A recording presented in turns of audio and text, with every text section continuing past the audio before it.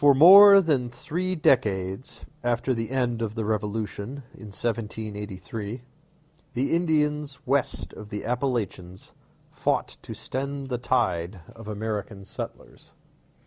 They could generally rely on some aid from the British, whether openly, during the War of 1812, or more discreetly, when Anglo-American tensions had not broken out into open warfare.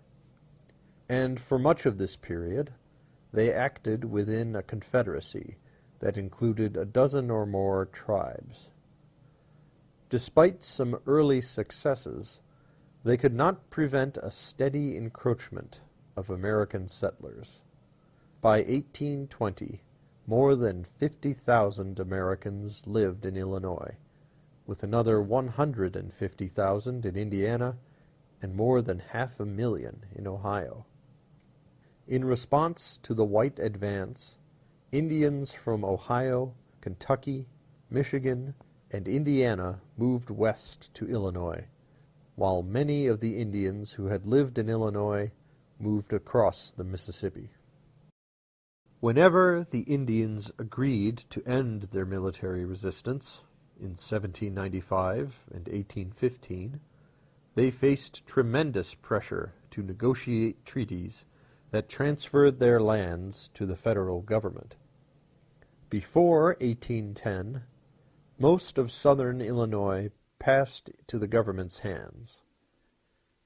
In the immediate aftermath of the War of 1812, most of central Illinois was lost by the Indians in a series of treaties.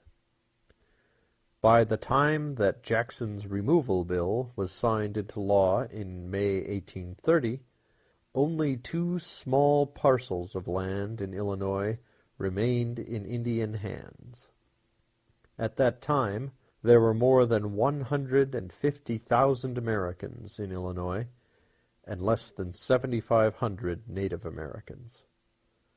The Indians who remained in the state, moreover, were not the various Illinois Confederacy tribes or the Miamis, the groups that had controlled the area 2 centuries before.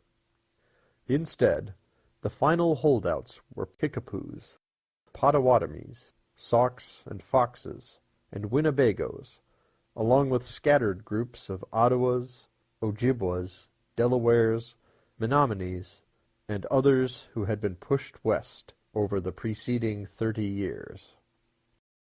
Jackson's removal policy finalized processes that had been unfolding for centuries before 1830. There had long been changes in which peoples lived in Illinois and what lands each group controlled.